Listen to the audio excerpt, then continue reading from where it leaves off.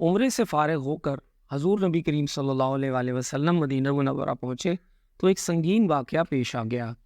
حضرت صلی اللہ علیہ وآلہ وسلم نے ایک خط روم کے بادشاہ ہرقل کے نام بھیجا تھا۔ یہ خط حضرت حارث بن عمیر ازدی رضی اللہ عنہ لے کر روانہ ہوئے۔ موتا کے مقام پر پہنچے تو شرجیل سرخ بیل غسانی نے انہیں روک لیا۔ یہ شرجیل قیصر روم کی طرف سے شام کے اس علاقے کا بادشاہ تھا۔ شرجیل نے حضرت حارث بن عمیر رضی اللہ عنہ سے پوچھا، تم کہاں جا رہے ہو؟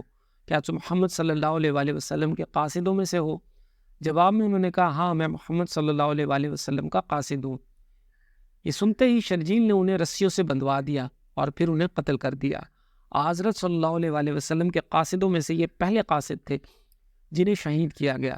اللہ کے رسول صلی اللہ علیہ وآلہ وسلم کو اس واقعہ سے بہت رنج ہوا۔ آپ صلی اللہ علیہ وآلہ وسلم نے فوراً صحابہ کرام رضی اللہ عنہ کا ایک لشکر تیار کیا۔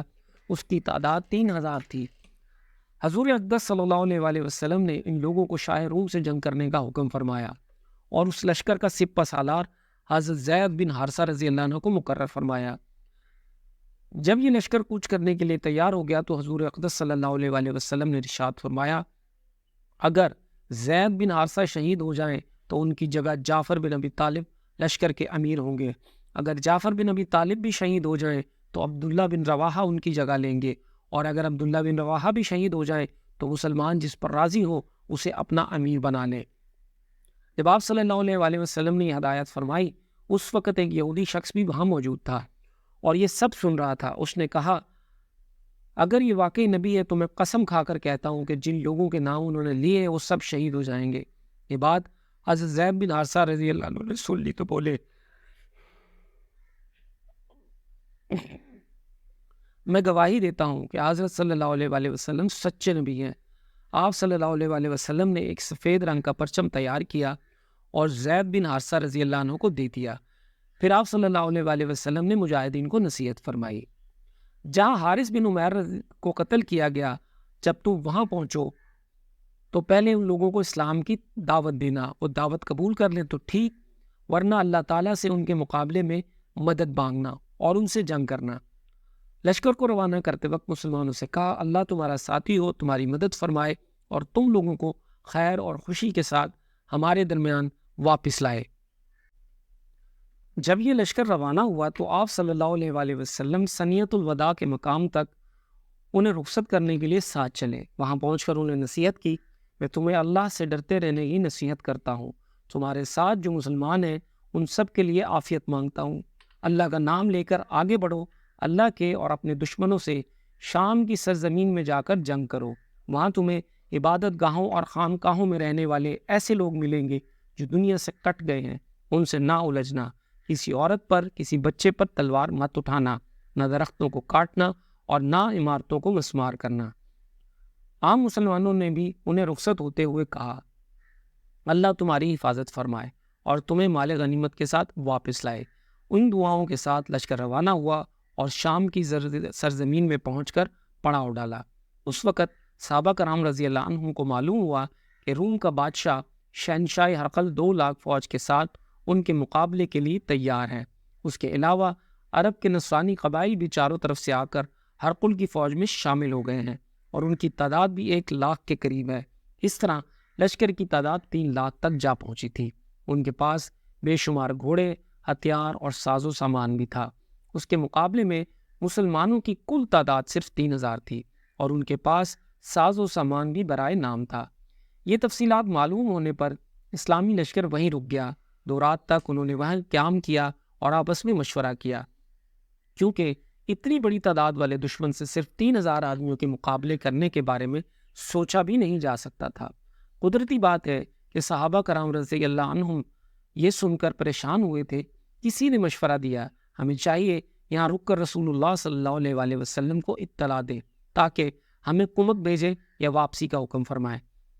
اس پر عبداللہ بن رواحہ رضی اللہ عنہ نے پرجوش لہجے میں کہا، لوگو تم اسی مقصد سے جان بچا رہے ہو جس کے لیے وطن سے نکلے ہو، تم شہادت کی تلاش میں نکلے تھے۔ ہم دشمنوں سے نہ تو تعداد کے بل پر لڑتے ہیں اور نہ طاقت کے بل پر، ہم تو صرف دین کے لیے لڑتے ہیں۔ دین کے ذریعے ہی اللہ تعالیٰ نے ہمیں سرفراز فرمایا ہے۔ اب یا ہمیں فتح ہوگی یا شہادت نصیب ہوگی۔ یہ پرجوش الفاظ سن کر صحابہ کرام بول اٹھے، اللہ کی قسم ابن رواحہ نے بالکل ٹھیک کہا۔ چنانچہ اس کے بعد لشکر آگے روانہ ہوا اور یہاں تک کہ موتا کے مقام پر پہنچ گئے۔ اسی مقام پر رومی لشکر بھی مسلمانوں کے سامنے آ گیا۔ حضرت زید بن حارثہ رضی اللہ عنہ نے رسول اللہ صلی اللہ علیہ وآلہ وسلم کا پرچم ہاتھ میں لیا اور دشمن کی طرف بڑھے۔ صحابہ کرام رضوان اللہ علیہم اجمعین ان کی قیادت میں رومی لشکر پر حملہ آور ہوئے۔ مسلمانوں نے زبردست حملہ کیا تھا۔ ادھر رومی بھی آخر 3 لاکھ تھے، انہوں نے بھی بھرپور حملہ کیا۔ تلواروں سے تلواریں ٹکرانے لگی، نیزے اور تیر چلنے لگے، زخمیوں کی آوازیں بلند ہونے لگی، گھوڑوں کے نہنانے اور اونٹوں کے بلبلانے کی آوازیں گونجنے لگی۔ اسی حالت میں زید بن حارثہ رضی اللہ عنہ پرچم اٹھائے جنگ کر رہے تھے اور مسلسل آگے بڑھ رہے تھے۔ ان پر جوش کی ایک ناقابل بیان کیفیت طاری تھی۔ ان کے ہاتھ کتنے ہی رومی جہنم رسید ہوئے، آخر وہ لڑتے لڑتے شہید ہو گئے۔ اسی وقت حضرت جعفر رضی اللہ عنہ نے پرچم لے لیا۔ وہ اپنے سرخ رنگ کے گھوڑے پر سوار تھے۔ اب مسلمان ان کی قیادت میں جنگ کرنے لگے۔ انہوں نے اس قدر شدید جنگ کی کہ بیان سے باہر ہے۔ لڑتے لڑتے ان کا ایک بازو کٹ گیا۔ انہوں نے پرچم بائیں ہاتھ میں پکڑ لیا۔ کچھ ہی دیر بعد کسی نے ان کے بائیں بازو پر وار کیا اور وہ بھی کٹ گیا۔ انہوں نے پرچم کو اپنی گود کے سہارے سنبھالے رکھا اور اسی حالت میں شہادت کا جام نوش فرمایا۔ اس وقت حضرت عبداللہ بن رواحہ رضی اللہ عنہ آگے آئے اور پرچم اٹھا لیا۔